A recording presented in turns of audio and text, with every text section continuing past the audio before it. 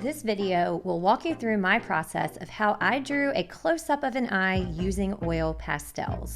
This is something that I really enjoy using. Oil pastels is like painting without the mess, and I love using an eye as a subject matter in my classes. I was cleaning out my classroom. I'm moving to the high school next year, and I was thinking this would be a really fun thing to do, and also maybe I was procrastinating a little bit.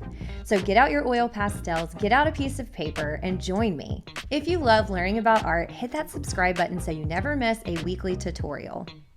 When using oil pastels, I always prefer to use a toned or colored piece of paper. I'm using blue construction paper that is heavy duty and it holds up with oil pastels very well. You can get toned paper sketchbooks. You can find, I've even drawn on the back of a brown grocery bag. Whatever you have lying around, oil pastels are very durable and easy to work with. I'm sketching out my eye quickly. Yes, I know I'm going quick, but this is in real time. If you're interested in how to actually slow down and draw an eye, check out the link above and I will walk you through that. I have tons of eye drawing tutorials. I'm making my eye green for two reasons. One, I think it looks really nice against the blue background, and two, my eye is like a bluish green gray color, and so I'm gonna kind of go for the green in that.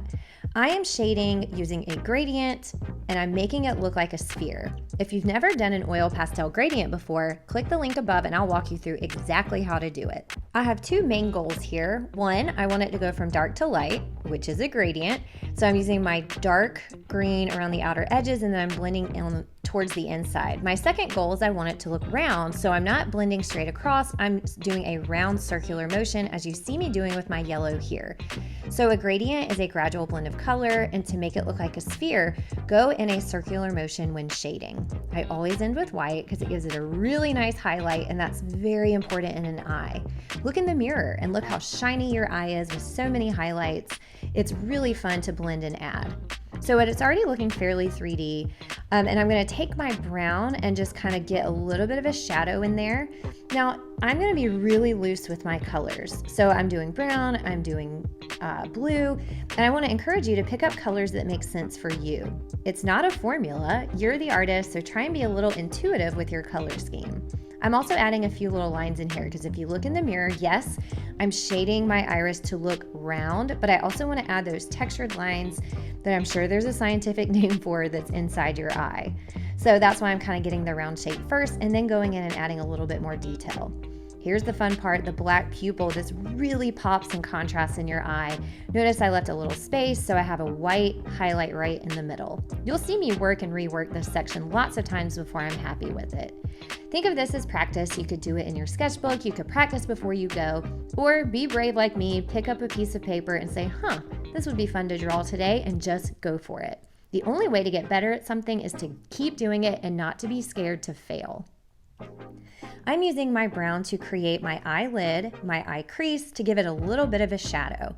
I'm going to try to avoid using black when blending, or at least not until the very end. Black is one of my favorite colors to use, but it does create a muddy color scheme. And since my skin tone is pretty light in color, I want to save black for the darkest areas like the iris. So I'm mapping out kind of the outline and edges of my eye, and now I'm going to go in and do the white part of my eye. I believe it's called the sclera. Google it, tell me if I'm wrong in the comments.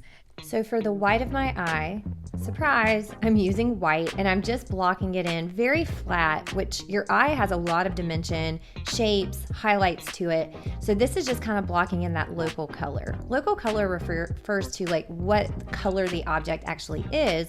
Then I'm going to go in and add a little bit more detail. You can see it's a little bit rough at first, so I'm going around my edges, making sure that the lid touches the white part of the eye, which you'll see me do over and over again. Oil pastels can get messy. They're hard to stay in the lines because my brand especially has a really fat point to it, so it's going to take a lot of going back and forth. Now my favorite part is adding that red and pulling, and you can see how it makes this gorgeous pink on the sides of your eyes. Before you think I'm doing overkill, look in the mirror and see how much red and pink you have in your eyes. There's also a lot of red in your skin tone, so I'm putting a little bit of red around the corners of my eye, in the crease, and I'm going to blend that with a more tan color as you see me doing now. So I really don't love using just this basic boring tan color. Sure, it can capture parts of my skin tone, but it certainly doesn't capture everyone's, and it certainly doesn't capture the nuance that your skin can have when you look closely. So I'm using this as my local color, and I'm going to be adding a lot more shading and blending of other colors to it. Keep in mind this is an expressive eye. I am not really tethered to reality.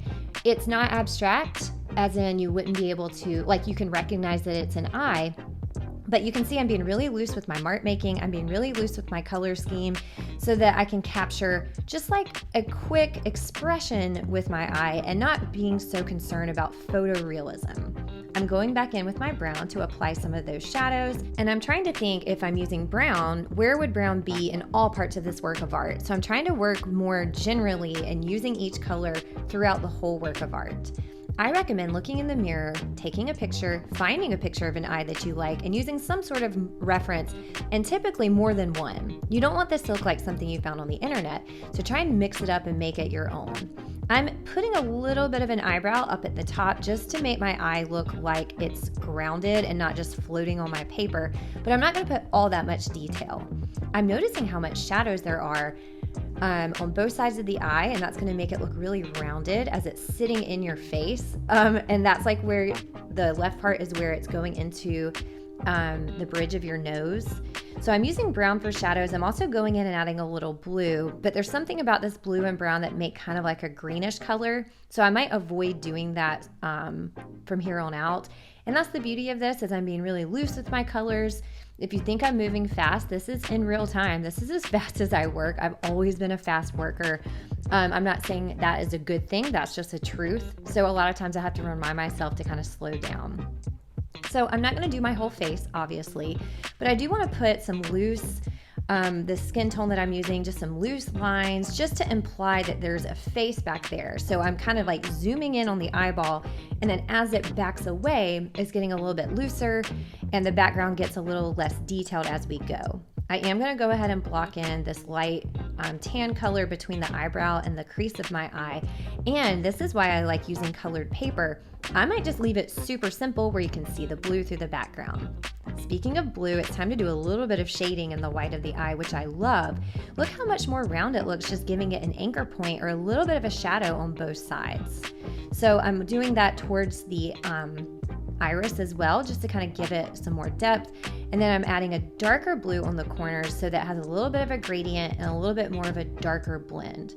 Notice I didn't use black. So if you look in the mirror, there's definitely a shadow, but it's more of like a gray, a blue, and sometimes even like a brownish tan color, depending on the lighting, time of day, whether you're outside or inside.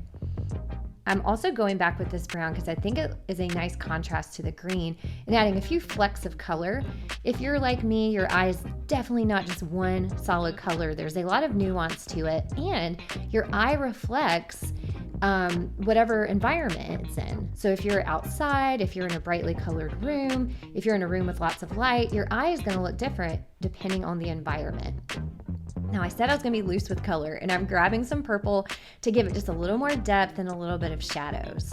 So this video is not really like a step-by-step tutorial. It's more of me talking you through my process. So if you think that purple is too fantastical and it's not a color scheme you would use, ask yourself, well, what color scheme would you use? I do think that purple looks very nice with the tan color, and it's just really a nice, fun kind of flash of color, and I like how it connects to the cool and vibrant blue of my background. So at this point, I'm starting to feel like I need to get a little bit more detail in the eyelashes and just kind of anchor points. I have like a lot happening, but I want to zoom in and kind of do some more fine detail. Yeah, you saw my hand was dirty, so feel free to wash your hands with soap and water at any point that you're feeling things are getting muddy. I'm going to add a little bit of red, and the beauty with oil pastels is if you add too much, you can just kind of soften and blend it out with other colors. I want there to be a little bit of red, especially over my lid, to just give it some warmth. And I'm very focused on this. Something I don't do in my eye drawing tutorial is pay a lot of attention to the bottom eyelash where it sticks out. And so that's something I really want to focus more in on with this oil pastel work of art. So you can see I'm giving it a little bit more of an opaque color around the eye, just to give it a little more realism, and so the background kind of fades away to like an abstract nothingness. So your bottom eyelashes stick out of this bottom ridge of your eye that's very shiny, and it has like a ridge to it. So I don't know if you've ever gotten a sty or a bump on that part of the eye. I know that's gross to think about, but it's a really like light color, and it has those tiny little area with highlights where the lashes are coming out. I do know that's going to be a challenge with the oil pastels I'm using because they're really fat, so I'm going to have to find a nice fine point for it. I really do think that white creates a nice eyelid. I feel like it's making it more 3D. You can tell that that part is sticking out, whereas the eye is recessing or going in. I'm taking a little bit of brown just to soften that up a little bit. So if the white mixed with the reddish pink is making it stick out, I want this to also look like a shadow. So I'm adding a little bit more brown in the corners since that's what my eye looks like when I'm looking in the mirror. I'm also going to put a little bit of a shadow here because there's quite a shadow where your eye socket goes in, and then where your nose is going to come out, that's going to be really light. Now I'm not going to do my nose, but I do want to kind of put just on the fat side of the oil pastel a few strokes to give it kind of like a shadow and really push it back. Now I'm really procrastinating with these eyebrows, so I'm going to give this part of the eye, and if your hands are clean, you can kind of touch and see, okay, so the crease goes back into space, but then you have the fatty part where your eye's poking out on your eyelid that's really light in color. So that bump, especially where the iris kind of is in my drawing, I want that to look white, light in value, so it's popping forward. And I think that really helps. So blending, I'm going to go back and forth, add a little bit more of a highlight there, soften it out because it's not as white as, say, the white of my eye or the highlight in the iris, but that really is making that look rounded and more three-dimensional. Okay, paying more attention down to the bottom lid here, trying to make sure that everything is nice and smooth, because when I do eventually get to putting the eyelashes on there, I don't want to overwork them or mess with them too much. So it's important that I get my colors right, I get my shading ready, so that when I do my eyelid, why do I keep saying eyelids? My eyelashes, I can just be done and not have to like try and rework them. Putting my shadow in here to even further the dynamics of what's receding and what's going out. And I'm using that purple again because I think that makes a really nice shadow. And I didn't like how the blue and the blue and the brown were interacting to make that green. So I'm going to use a little bit of purple up where the eyebrow is implied as well. I love when doing portraits or working with skin tone to add really unexpected colors. I remember I had a teacher, I think I was in 5th or 6th grade, and they had me look at my arm and asked me what color it was, and I said like beige, and they said, "Can you see red?" And I was like, "No." She's like, "Look again." And so the closer you look, you're like, "Oh yeah, I can see red, I can see yellow, I can see blue, I can see green." So to really think like a painter, to really add color, I recommend just doing it multiple times and having some fails, figuring out what colors work well together, figuring out what colors don't, and going from there. Now, I found this really dark blue because I am avoiding black right now, and I thought that looked much nicer cutting into that brown to give that darkest area. So what I like to do is look and say, okay, where are the areas lightest, which you saw me do with the eyelid, and where are there shadows, or where is it darkest? Then I'm going to place whatever my darkest value is. So for me, I'm using this indigo that's really like jean color, and then blending that in with your second darkest color for me, which is the brown. That totally takes practice. It's not something that you get the first time. It takes looking, it takes experimenting, it takes figuring out what colors work for which situations. And you might do a color scheme that's a hot mess, and that's okay too. Artwork is all about practicing and not being afraid to fail. If it doesn't look great the first time, or it doesn't look the way you intended, don't ball it up and throw it away, but really ask yourself, what could I do differently, and what specifically do you not like about your work of art? That's going to help you grow as an artist as you continue to learn. I'm inspired by that purple, so I found this pink to kind of go in, and it just kind of emphasizes that red. It gives it a little bit more dynamic color in there. It matches the red, it matches the purple, but it gives it a little bit more dimension. And I just love the red part of the eye. I think that's such a fun way to pop. Also, that red next to the green is complementary. And don't forget to add some veins. Look closely at your eye. It doesn't matter how well rested you are. You definitely have some of those little red blood vessels on both sides of your eye. Now, you could totally exaggerate it and make it look, super red, but put a couple in there. It's going to make your eye look realistic. Now that the oil pastel is dried just a little, I'm going to overlap a couple more times and try to get some cleaner edges because I've been doing a lot of smushing around. Everything's kind of blended on top of each other. I don't really have like clear lines of separation. And so I just want to make sure that like the iris is round, the eye ridge where I'm going to add the eyelashes has a really nice distinct highlight. Now you see I have black in my hand for those final little darkest areas. I'm going to be very light with my black and not use it too much, but I wanted to create a really nice depth of shadow in the darkest areas. So find your darkest areas. For me, it's the corners of the eye, it's that eye crease, and then yes, I'm going to use black for my eyelashes. I just think it's going to cut across the brown, and I'm not using it for shading or blending. I'm using it to put those fine lines. I'm going to start with the bottom lashes because I just feel like I get the shape of that better, and I'm putting those lashes very lightly in that eye ridge area that I created. So these are smaller lashes than your top, and they kind of go the same direction until you hit the center of the eye, and then they can kind of crisscross over each other. So I'm not going to put them perfect. I'm going to try and make them look organic and random. And if this intimidates you, you can always practice your mark making before you do before you do it on your final piece. I really love how the black contrasts that highlight I added, and I'm feeling like it really does look 3D. Okay, I'm being a little bit of a scaredy cat for the top lashes because I don't want to mess it up, but it's time. And this time I'm doing an upward stroke, and these are longer lashes.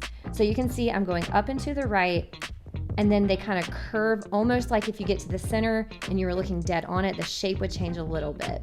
So once you get here and you go on that side, I'm going up and towards the left, and then in the center, I'm trying to go kind of straight up, but with a curve to it, if that makes sense at all. One good thing about eyelashes is that, and you can see I'm crisscrossing them. One good thing about eyelashes is that everyone's eyelashes are slightly different. So if it doesn't look exactly like the photograph or the mirror in the image that you're going for, fine. Eyelashes can be different. People wear makeup. You can change your eyelashes. You can dye your eyelashes. You can get eyelash extensions. So just try to get the general shape. And now that I'm happy with the general shape, I am giving it a little bit more weight or heaviness towards the lash line. You can see I also used the black to do a little shading in my iris, which I'll get to in just a minute. And I want it a little darker in that eye crease because that really is one of the darkest parts of your face. So I'm going to blend, and maybe I'm not going to blend. Maybe I'm just going to add that black. We'll just have to see how I'm feeling. I know I'm going to blend that green. I just had the black in my hand, so I went ahead and put it. And always, ask yourself, maybe step back from your work of art, maybe hang it up and take a few steps back. You could always stop for the day. There I go, blending that green just to give it a little bit more of a shadow without making it muddy or overdoing it. So anytime I'm not sure if I'm done with the work of art, I will hang it up and put it in a place that I have to walk by it several times. So let's say you hang it up on your fridge and you walk in the room. Your artwork's going to talk to you. So you're going to walk in and you're going to say, oh man, I should add a highlight here, or there's way too much purple, or there's not enough of a shadow. And so take some time apart from your work of art, put it up at a distance, and then go back to it when you have a fresh mind. That's my advice when you're working on something that's more than just like a sketch in your sketchbook or more than one session work of art. I can't believe that I think I'm actually satisfied with these eyelashes and my color and my shading. This was lucky that I did this and felt good about it on the first time. Thank you so much for sticking around and making art with me and listening to my process.